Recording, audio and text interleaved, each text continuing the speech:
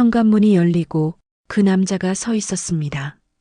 제 친구 지연이의 남편 김상철 씨였습니다. 온몸이 비에 흠뻑 젖은 채 그는 거친 숨을 몰아쉬고 있었습니다. 번개가 칠 때마다 남자의 지친 얼굴 위로 깊은 그림자가 스며들었습니다. 쉰둘이라는 나이가 무색하게 젖은 와이셔츠 너머로 단단한 어깨에 윤곽이 드러났습니다. 언제나 지연의 등 뒤에서 그림자처럼 서 있던 쭈구리 같던 그 남자가 아니었습니다. 지금 제 앞에 서 있는 것은 길고 긴 세월 동안 깊은 동굴 속에 갇혀 있던 굶주린 짐승이었습니다. 그의 눈, 그의 눈빛, 평소에 그 순하고 흐릿한 눈이 아니었습니다. 어둠 속에서 번들거리는 먹잇감을 발견한 맹수의 눈이었습니다. 그 시선이 제 몸을 훑자 저는 마치 발가벗겨진 듯 아찔한 수치심과 함께 정체 모를 희열에 몸을 떨었습니다. 재수 씨, 낮고 갈라진 목소리였습니다. 빗물인지 땀인지 모를 것이 그의 관자놀이를 타고 흘러내렸습니다. 그 영상 대체 왜 보낸 겁니까? 질책이 아니었습니다. 원망도 아니었습니다. 그것은 확인이었습니다. 제 마음 가장 깊은 곳, 저조차 외면하고 있던 시커먼 욕망의 존재를 확인하려는 남자의 절박한 질문이었습니다. 저는 아무 말도 할 수 없었습니다. 입술이 바싹 마르고 심장이 갈비뼈를 부술 듯이 날뛰었습니다. 그가 한 걸음 현관 안으로 들어섰습니다. 차가운 밤 공기와 함께 그의 채취가 훅 끼쳐왔습니다. 비에 젖은 흙냄새, 오래된 가죽 냄새, 그리고 아주 희미하게 섞인 남자의 땀 냄새였습니다. 그 원초적인 향기에 제 40회의 외로움이 뿌리째 흔들리는 것 같았습니다. 이러면 안 됩니다. 머릿속에서 이성이 비명을 질렀습니다. 저 사람은 제 가장 친한 친구의 남편입니다. 넘어서는 안 될 선이라는 게 있습니다. 하지만 제 몸은, 제 영혼은 이미 선을 넘어버린 그의 눈빛에 속절없이 붙들려 있었습니다. 그의 시선이 제 입술에 닿았습니다. 그리고 다시 제 눈을 향했습니다. 그는 다시 한번 물었습니다. 이번에는 거의 속삭임에 가까웠습니다. 내 안에 뭔가 다른 게 있다는 거 알고 있었습니까? 그 순간 저는 깨달았습니다. 오늘 밤 우리는 함께 지옥으로 떨어지거나 혹은 지독한 낙원으로 향하게 되리라는 것을.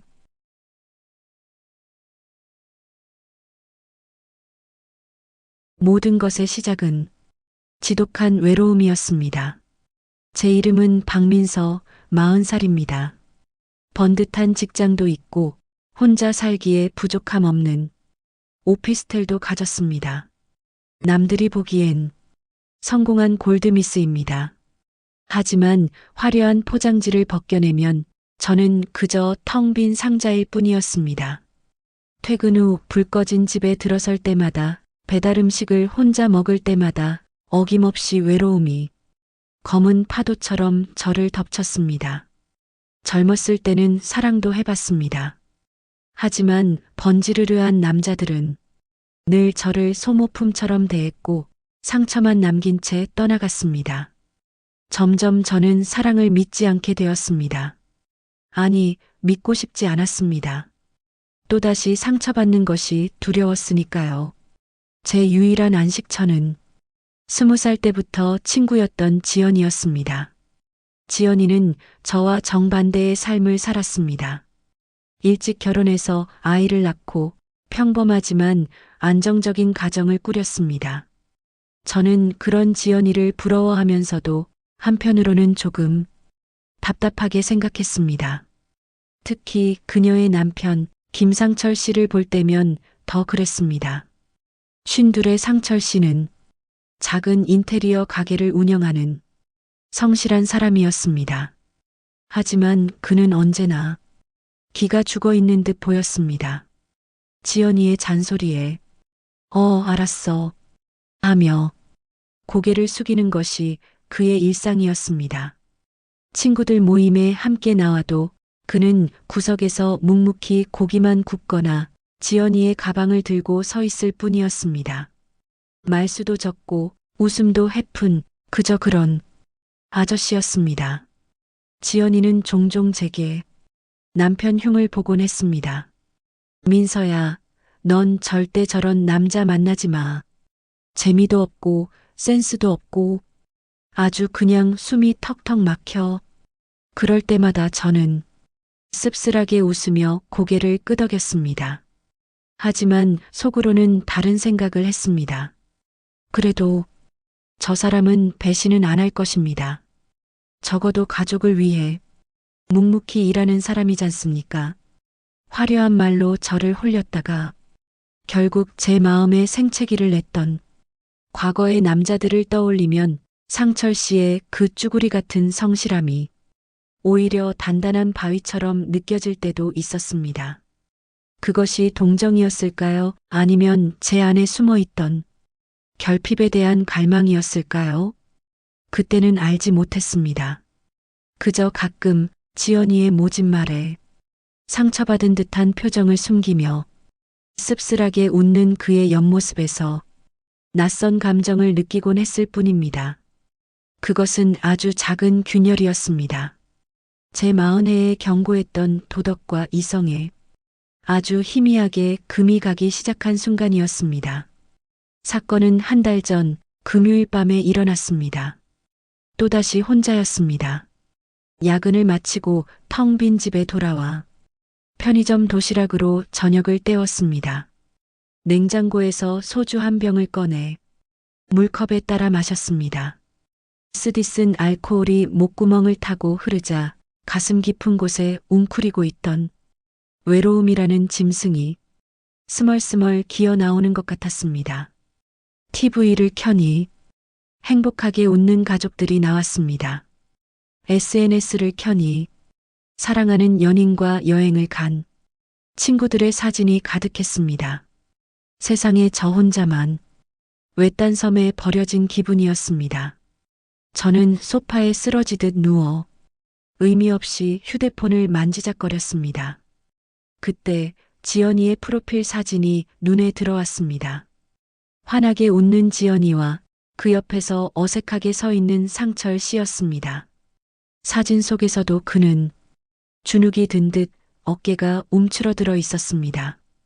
그런데 이상하게도 그의 눈은 웃고 있지 않았습니다.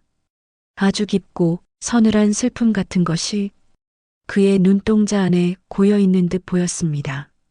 술 기운 때문이었을까요? 저는 그 눈빛에서 눈을 뗄 수가 없었습니다. 순간 충동적인 장난기가 발동했습니다. 아니, 어쩌면 그건 장난을 빙자한 제 무의식의 신호였을지도 모릅니다. 저는 영상 통화 버튼 대신 영상 메시지 녹화 버튼을 눌렀습니다. 그리고 카메라를 향해 최대한 교태를 부리며 속삭였습니다. 아저씨, 뭐해요? 혀가 꼬부라진 소리였습니다. 화장기 없는 얼굴에 풀어진 눈이었습니다. 나 지금 혼자 술 마시는데 너무 외롭다. 저는 실실 웃으며 카메라를 향해 손키스를 날렸습니다. 그리고 아무 생각 없이 지연이가 아닌 김상철 씨의 이름 옆에 있는 전송 버튼을 눌러버렸습니다. 아차. 보내고 나서야 정신이 번쩍 들었습니다. 미쳤습니다. 박민서. 제가 지금 무슨 짓을 한 것입니까? 급하게 전송 취소를 누르려 했지만 이미 영상 옆에는 1이라는 숫자가 사라져 있었습니다. 그가 영상을 확인한 것입니다. 심장이 쿵 하고 바닥으로 떨어졌습니다. 어떻게 해야 합니까? 내일 지연이를 무슨 얼굴로 뵌단 말입니까? 상철 씨는 저를 얼마나 이상한 여자로 생각할까요? 온갖 걱정과 후회가 밀려오며 술이 확 깨는 기분이었습니다. 그때 띠링 마이너스 휴대폰이 울렸습니다. 김상철 씨에게서 온 메시지였습니다.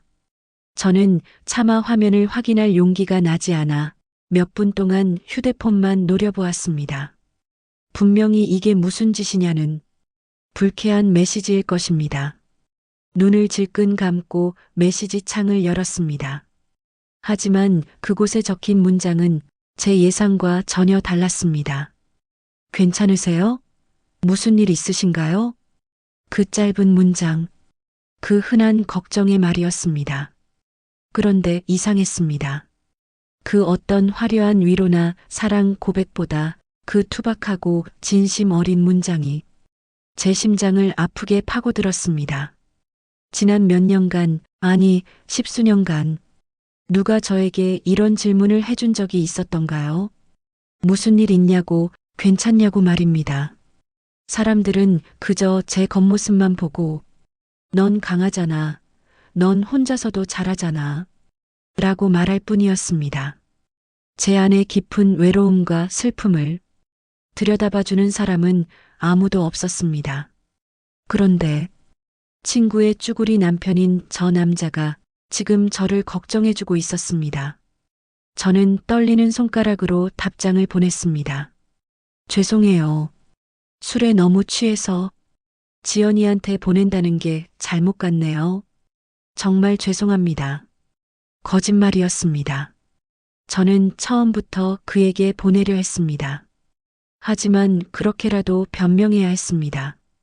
곧바로 답장이 왔습니다. 아닙니다. 힘든 일 있으시면 너무 혼자 끙끙 앓지 마세요. 저 같은 사람이라도 괜찮다면 들어드릴 수는 있습니다. 순간 눈물이 핑 돌았습니다.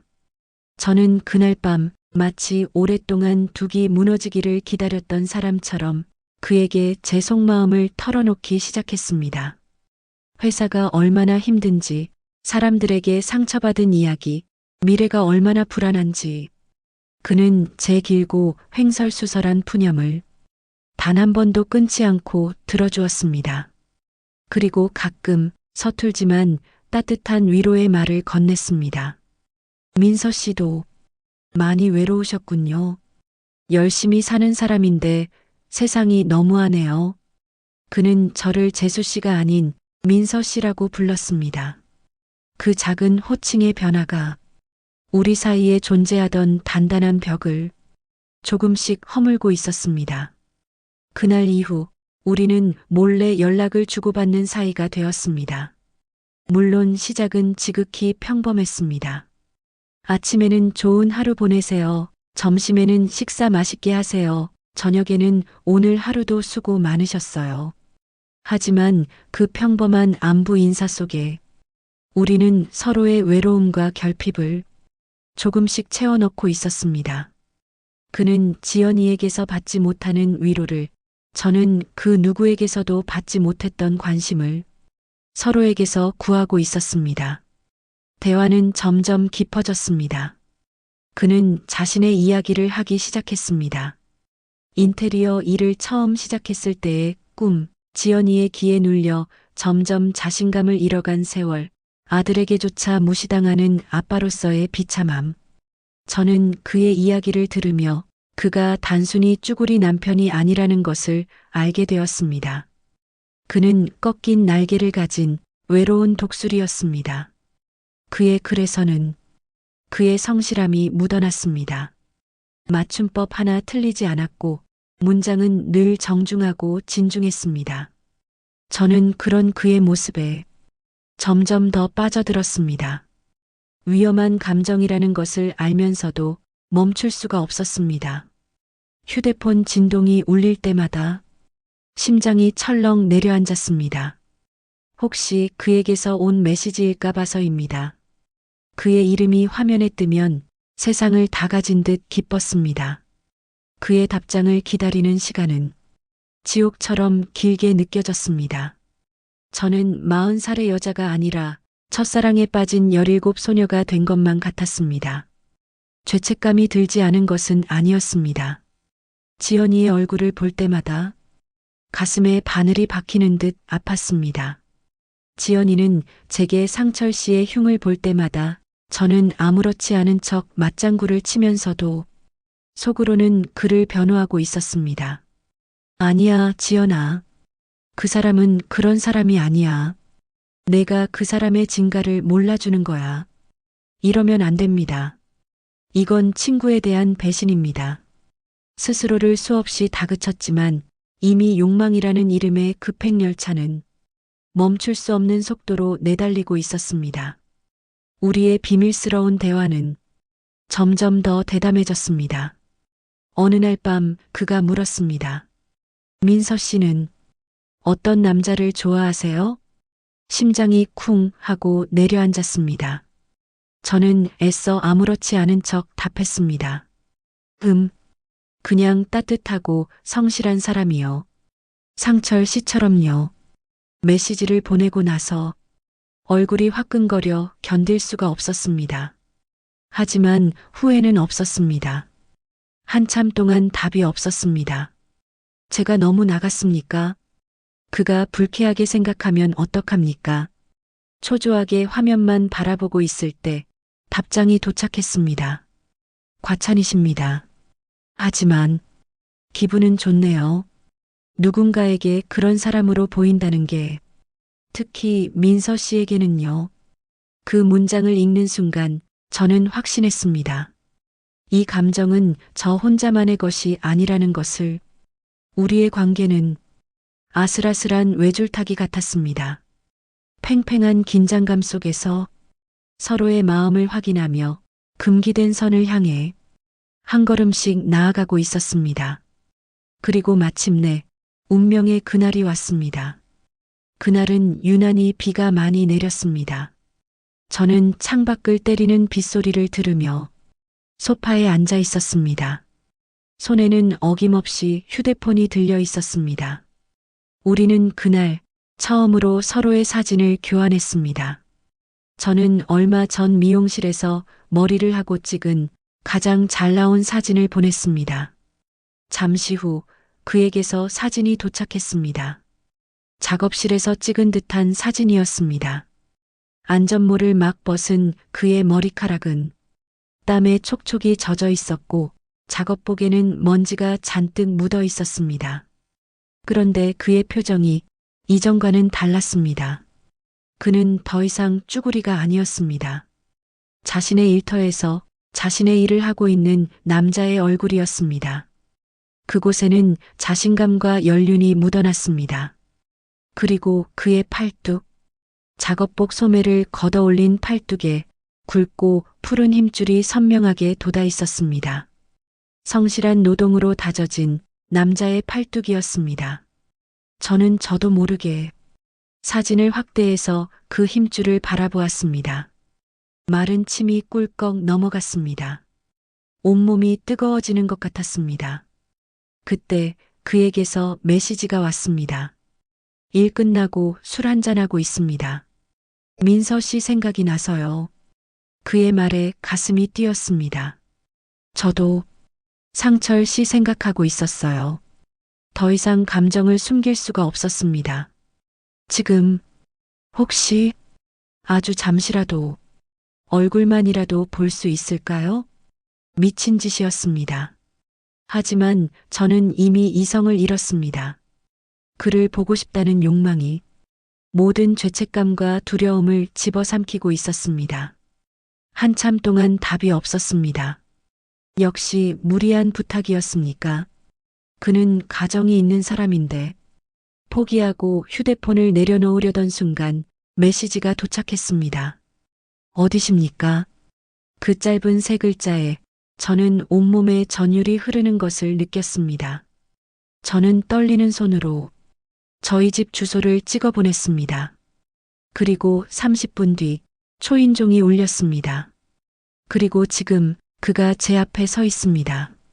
비에 흠뻑 젖은 채 저를 꿰뚫을 듯한 눈빛으로 내 안에 뭔가 다른 게 있다는 거 알고 있었습니까? 그의 질문에 저는 마침내 입을 열었습니다. 목소리가 가늘게 떨려 나왔습니다. 알고 있었어요. 제 대답을 들은 그의 눈빛이 더욱 깊어졌습니다. 그는 천천히 손을 들어 제 뺨을 감쌌습니다. 그의 손은 투박하고 거칠었습니다. 오랜 세월 연장과 나무를 만졌을 손이었습니다. 하지만 그 손길은 놀라울 정도로 부드럽고 조심스러웠습니다. 차가운 빗물이 묻은 그의 손바닥이 제 뜨거운 뺨에 닿자 저는 온몸이 녹아내리는 듯한 아찔한 쾌감에 눈을 감았습니다. 민서 씨, 그가 제 이름을 불렀습니다. 그의 목소리에는 애틋함과 욕망과 그리고 아주 오랜 기다림이 섞여 있었습니다. 내가 지난 20년 동안 죽은 듯이 살았습니다. 내가 남자인지 가장인지 아니면 그냥 돈 버는 기계인지도 모른 채 그렇게 살았습니다. 그의 엄지손가락이 제 입술을 부드럽게 쓸었습니다. 저는 숨을 쉴 수가 없었습니다. 그런데 민서 씨가 나를 흔들었습니다. 민서 씨의 그 영상이 내 안에 잠자고 있던 모든 것을 깨워버렸습니다. 그의 얼굴이 점점 가까워졌습니다. 비냄새와 흙냄새, 그리고 그의 채취가 더욱 농밀하게 저를 감쌌습니다. 이러면 안 됩니다. 지연이 얼굴이 떠올랐습니다. 저를 믿고 모든 것을 털어놓던 제 친구였습니다. 하지만 그의 눈빛이 속삭이고 있었습니다. 괜찮다고, 우리는 서로를 알아본 거라고, 오랜 외로움의 끝에서 마침내 서로를 발견한 거라고. 죄책감과 자기 정당화가 머릿속에서 미친 듯이 뒤엉켰습니다. 하지만 제 몸은 이미 답을 알고 있었습니다. 저는 까치발을 들었습니다. 그리고 그의 입술에 제 입술을 가져다 댔습니다. 그것은 불장난의 시작이자 오랜 가뭄 끝에 내리는 단비와도 같은 것이었습니다. 그의 거친 입술이 제 부드러운 입술을 탐하는 순간 그의 이성이 끊어지는 소리가 들렸습니다. 그는 저를 벽으로 밀어붙였습니다. 한 손으로는 제 허리를 단단히 감싸고 다른 한 손으로는 제 뒷머리를 움켜쥐었습니다. 흐읒. 그의 키스는 서툴렀지만 그만큼 절박하고 뜨거웠습니다. 마치 평생을 굶주렸던 사람처럼 그는 제 모든 것을 빨아들일 듯이 저를 탐했습니다. 저는 그의 목을 끌어안았습니다. 단단한 그의 등 근육이 느껴졌습니다. 지연이의 그늘에 가려져 있던 한 남자의 진짜 모습이었습니다. 우리는 현관에서 한참 동안 서로를 탐했습니다. 빗소리와 우리의 거친 숨소리만이 적막한 공간을 채웠습니다. 그가 잠시 입술을 떼고 제 눈을 바라보았습니다. 그의 눈은 욕망으로 붉게 충혈되어 있었습니다. 후회 안 하겠습니까? 저는 대답 대신 그의 손을 잡고 침실로 이끌었습니다. 더 이상 말은 필요 없었습니다. 그날 밤 우리는 서로의 외로움을 미친 듯이 파고들었습니다. 그의 투박한 손길은 제 몸의 모든 감각을 깨웠습니다. 그동안 제가 만나왔던 남자들의 능숙하고 기계적인 손길과는 차원이 달랐습니다. 그의 모든 움직임에는 저에 대한 갈망과 오랜 세월 억눌려왔던 욕망이 그대로 담겨 있었습니다. 그는 제 몸 위에서 짐승처럼 울부짖었고 저는 그의 아래에서 기쁨의 비명을 질렀습니다. 우리는 서로의 상처를 핥아주고 서로의 결핍을 채워주었습니다. 이것은 불륜이었습니다. 명백한 배신 행위였습니다. 하지만 그 순간만큼은 세상에 오직 우리 둘만 존재하는 것 같았습니다. 친구에 대한 미안함도 미래에 대한 불안함도 그의 뜨거운 체온 아래에서 모두 녹아내리는 듯 했습니다. 저는 그의 등 위로 손톱 자국을 내며 생각했습니다. 그래, 차라리 지옥에 가자. 이 남자와 함께라면 지옥의 불길조차 따뜻하게 느껴질 것이다. 얼마나 시간이 흘렀을까요?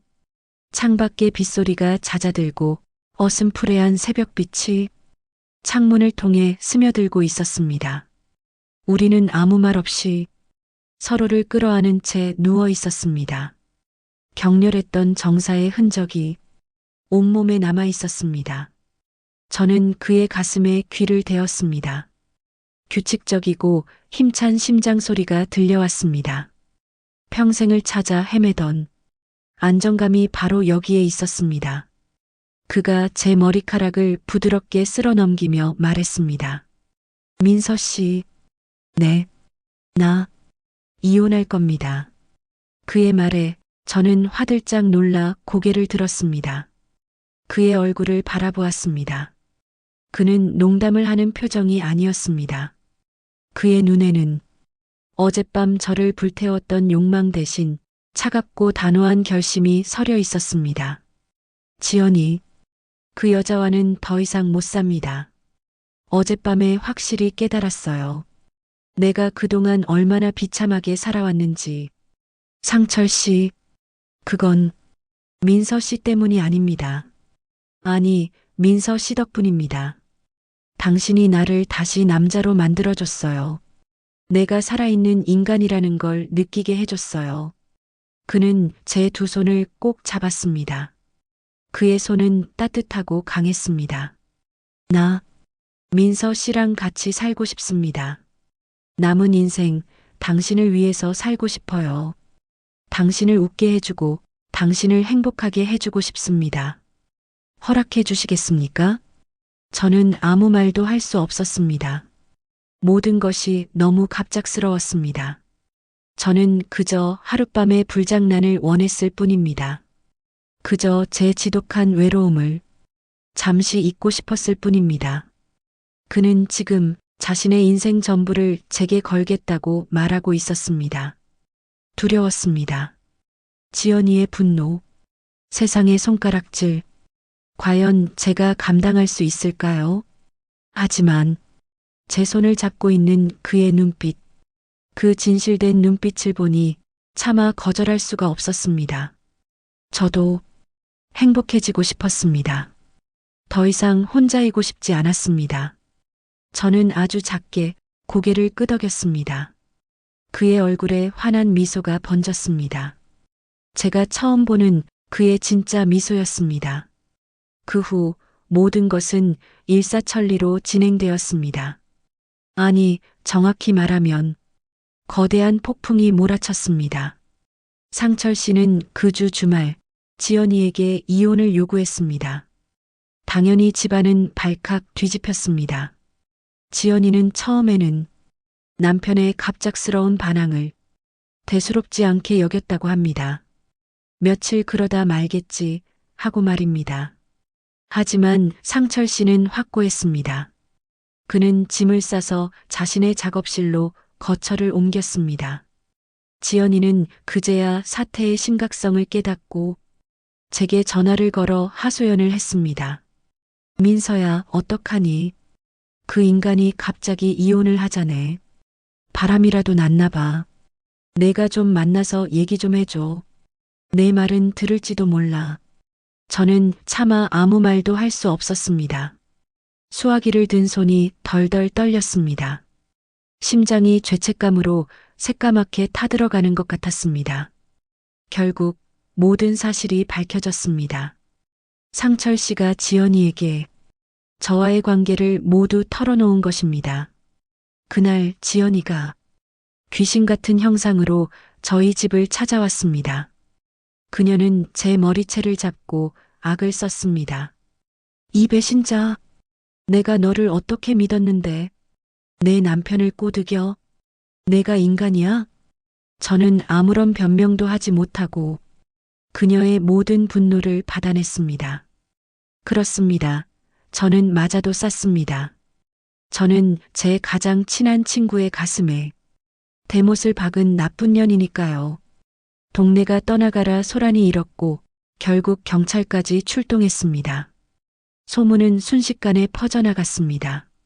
저는 회사도 그만둬야 했습니다. 모든 것을 잃었습니다. 친구, 직장, 사회적 평판. 하지만 이상하게도 후회는 되지 않았습니다. 상철 씨가 제 곁을 지켜주었기 때문입니다. 그는 온몸으로 지연이의 폭력을 막아섰고 저를 대신해 세상의 비난을 감당했습니다. 그는 더 이상 쭈구리 남편이 아니었습니다. 그는 저를 지키는 든든한 제 남자였습니다. 길고 지루한 이혼 소송이 끝났습니다. 상철 씨는 위자료로 자신이 가진 거의 모든 것을 지연이에게 주었습니다. 그는 작은 작업실과 낡은 트럭 한 대만 가지고 제게로 왔습니다. 우리는 아무도 우리를 모르는 작은 시골 마을로 이사를 했습니다. 그는 다시 인테리어 일을 시작했고 저는 그의 작은 가게 일을 도왔습니다. 가진 것은 없었지만 마음만은 그 어느 때보다 풍요로웠습니다. 우리는 매일 함께 밥을 먹고 함께 잠이 들었습니다. 그의 성실한 땀 냄새를 맡으며 잠이 들고 그의 따뜻한 품 안에서 눈을 뜨는 아침. 제가 평생을 꿈꿔왔던 삶이었습니다. 사람들은 우리를 손가락질할 것입니다. 친구의 남자를 빼앗은 파렴치한 여자라고, 조강지처를 벌인 나쁜 놈이라고. 맞는 말입니다. 우리는 용서받지 못할 죄를 지었습니다. 아마 평생 이 죄책감을 안고 살아가야 할 것입니다. 하지만 저는 지금 행복합니다. 오늘도 그는 먼지를 잔뜩 뒤집어 쓴 채 가게 문을 열고 들어옵니다. 그리고 저를 보며 세상에서 가장 환한 미소를 짓습니다. 주름진 눈가에 행복이 가득 담겨 있습니다. 민서야, 나왔어. 저는 그를 향해 달려가 안깁니다. 그의 품에서는 언제나처럼 땀과 흙과 나무 냄새가 납니다. 세상에서 가장 편안하고 가장 관능적인 향기입니다. 술에 취해 장난으로 보낸 영상 하나. 그것이 제 인생을, 그리고 한 남자의 인생을 송두리째 바꿔놓았습니다. 이것이 과연 사랑일까요? 아니면 그저 지독한 외로움이 만들어낸 신기루일까요? 저는 아직도 그 답을 알지 못합니다. 하지만 한 가지는 확실합니다. 저는 지금 제 인생에서 처음으로 살아있음을 느낍니다.